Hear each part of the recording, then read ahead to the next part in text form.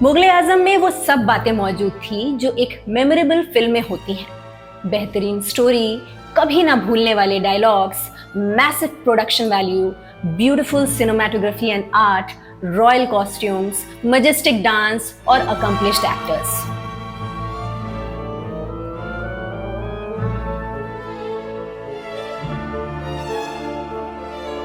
And most importantly beautiful songs, जिसमें उस दौर के इंडियन क्लासिकल म्यूजिक वर्ल्ड के लिविंग लेजेंड्स भी शामिल रहे। फिल्म बनाने के दौरान एक सिचुएशन आई जिसमें तानसेन, जो कि अकबर के दरबारी संगीतज्ञ थे, उन्हें कुछ इस तरह दिखाना था कि वो अपने रियाज में डूबे हुए हैं, और वहीं दूसरी ओर अनारकली देर रात लोगों की नजरों से छिपकर अपने माशूक सलीम से मिलने जा रही है। अब आसिफ साहब ने फिल्म के लिए सिचुएशन तो सोच ली, पर उनके सामने दिक्कत ये थी कि जब तानसेन जैसा कलाकार रियाज कर रहा हो तो ऐसा गायक कौन हो सकता है जिसकी आवाज सुनकर लगे कि हाँ, ये तानसेन ही गा रहे हैं। नौशाद साहब से जब उन्होंने सलाह मशवरा किया तो उनका सीधा जवाब था, और कौन, केवल इस दौर का तानसेन, यानी बड़े गुलाम अली खान साहब ही इस सॉन्ग को जस्टिफाई कर सकते हैं।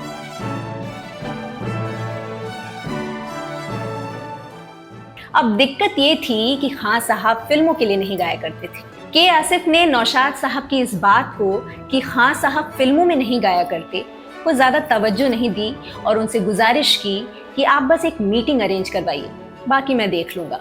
खान साहब के घर पहुंचकर आपसी ग्रीटिंग्स के बाद नौशाद साहब ने उन्हें बताया कि एक ऐसी लैंडमार्क फिल्म बन रही है जो ना आज तक कभी बनी है और ना ही दोबारा कभी बनेगी। उसमें एक गाना है तानसेन का, जिसमें अगर वो मेहरबानी फरमाएं तो वो लोग उनकी आवाज का इस्तेमाल करना चाहेंगे उनसे एक गीत गवाकर।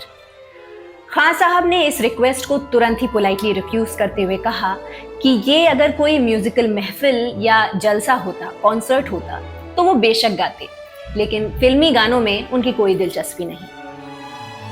अब के आसिफ की एक आदत थी, वो सिगरेट को अपनी दूसरी और तीसरी उंगलियों के बीच रखते थे, ना कि पहली और दूसरी, जैसा कि अमूमन हमने लोगों को सिगरेट लेते देखा है, और वो सिगरेट की राख को चुटकी बजाकर झाड़ा करते थे।